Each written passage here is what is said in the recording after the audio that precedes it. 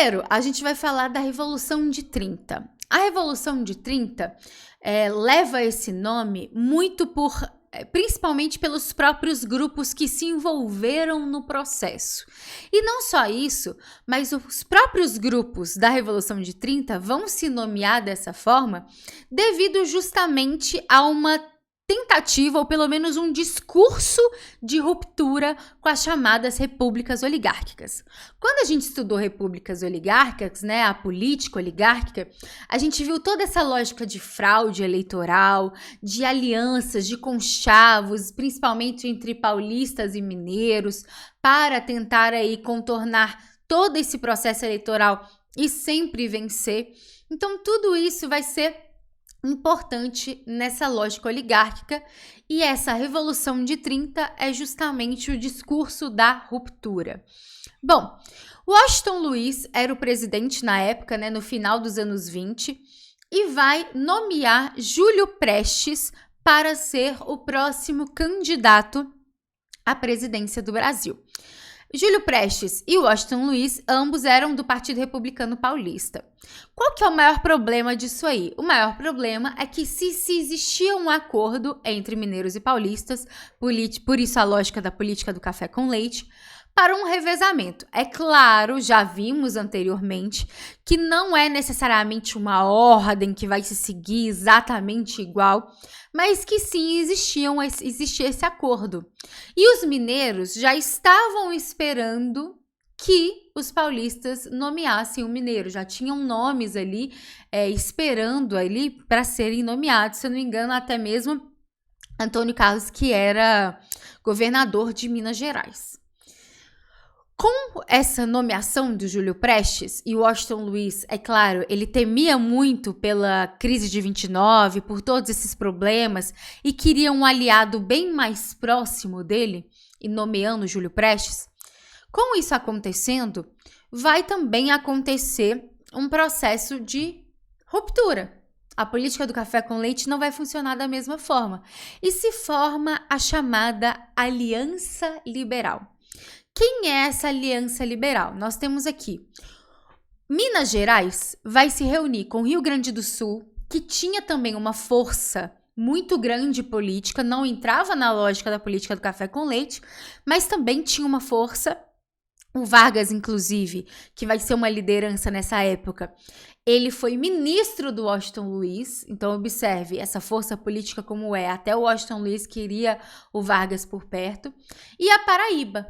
E vão nomear o Vargas para concorrer como presidente e o João Pessoa como vice. Nós temos também o apoio do tenentismo. Para quem não viu a aula anterior, aconselho, também tem vídeo aqui no canal só sobre o tenentismo. O movimento tenentista, ele surge justamente contra a política oligárquica. Então, vendo isso acontecer, essa ruptura do café com leite, essa ruptura das grandes oligarquias, e formando o que a gente chama de oligarquias dissidentes, os tenentes vão se reunir na Aliança Liberal.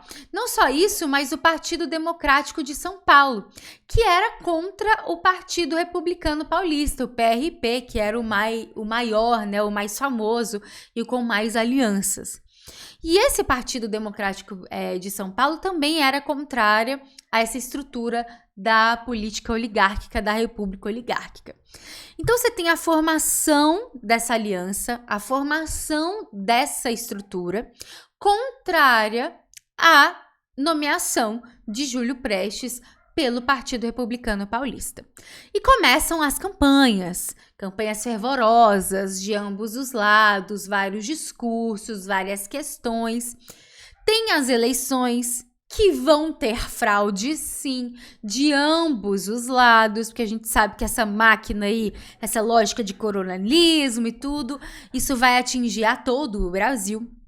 Então, de ambos os lados vão ter, sim, algumas fraudes, só que a corda acaba indo para o lado mais forte, como já acontecia, que era o lado aí dessas grandes oligarquias.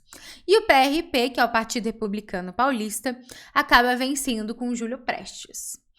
Só que isso não vai ficar assim, né? Começam aí alguns problemas. O Washington Luiz, que ainda era presidente, porque o Júlio Prestes vence, mas ele ainda não assumiu. E o Washington Luiz, que ainda era presidente, começa, ao invés de tentar agradar a oposição, o que isso é muito comum até os dias de hoje, né? A gente está bem próximo aí de períodos eleitorais, vê alianças que a gente nem acredita que acontece, vê gente puxando o saco de pessoas que, tipo, antes falava que não gostava e tudo isso. Isso não é anormal na política brasileira. Isso já acontece há muitas décadas, há muito tempo. Só que o Washington Luiz, ao invés de fazer isso, ao invés de tentar agradar o outro lado, a oposição, né, que era uma forte oposição com certeza, ele vai desagradar. Ele vai tentar afastar ao máximo essa galera, vai tirar cargos de muita gente, e isso vai deixando cada vez mais irritados a Aliança Liberal, né? Vai até mesmo tentar impedir pessoas da Aliança Liberal de assumir cargos, porque assim, eleição, gente, não é só para presidente, né? Tem legislativo e tudo, então vai até acontecer isso. Então, Washington Luiz, ao invés de acariciar, dá um tapa nos perdedores. E, consequentemente, uma revolta que já existia cresce ainda mais. E aí o momento do estopim, né, o que a gente fala que é a última gota, é o assassinato de João Pessoa. Existem muitas fofocas, muitos boatos sobre como João Pessoa morre, mas uma coisa é fato. Não é por uma questão federal, das eleições federais, dessa derrota, nem nada disso. Não foi nem o Washington Luiz, nem o Júlio Prestes que mandou matar. Foram brigas de famílias de Pernambuco. E não só isso. Dessas famílias de brigas de Pernambuco, eram grandes duas famílias oligárquicas, isso vai dar muito problema e acaba acontecendo o assassinato do João Pessoa. Diz que tem um chifre envolvido, mas como, né, é fofoca, não temos certeza disso. Mas uma história com um chifre, uma traição é sempre um pouco mais atraente, né? De qualquer forma, com chifre ou não, outra coisa que o Washington Luiz acabou fazendo muito para irritar a Aliança Liberal foi apoiar famílias contrárias à Aliança Liberal. Então, acabou caindo um pouco nas costas do Washington Luiz, sim, porque por mais que o Washington Luiz não tivesse mandado matar, ele foi acusado de ser um apoiador de uma família assassina, entenderam? Então, assim, tudo isso vai acontecer durante o caos que estava acontecendo econômico, não só no Brasil, mas no mundo. É só lembrar da crise de 29. Então, todo esse processo forma um grande caldeirão no Brasil. Mais especificamente no Rio de Janeiro, que é a capital do Brasil nessa época. E o que muita gente não sabe é que, na verdade, o Washington Luiz ele vai ser retirado pelo exército. E o exército meio que fica sem o que fazer. São aí chamados de apoiadores de última hora. E eu falo exército, alto escalão do exército, tá? Porque o tenentismo também é do exército, mas não é do alto escalão. E aí o que vai acontecer? Vão unir três grupos.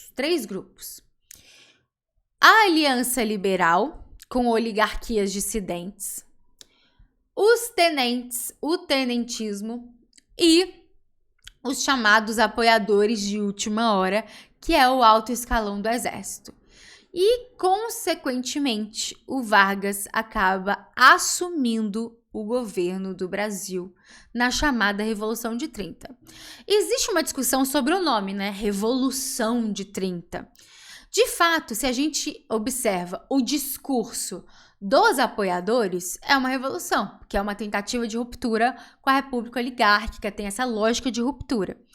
Mas, se a gente olha por outro lado, em que as grandes oligarquias, o alto escalão do exército e uma classe média representada aí pelo Partido Democrata, né, de São Paulo, que também apoiou, junto com os tenentes, será que de fato é uma revolução ou é um golpe? Porque muitos do que já tinham poderes e já tinham uma lógica importante na política, continua tendo, né? só meio que troca um pouco aí algumas figurinhas. Então fica essa reflexão. O que você acha? Se é revolução mesmo de fato ou é um golpe em 1930? E é dessa forma que o Vargas acaba assumindo o comando do Brasil.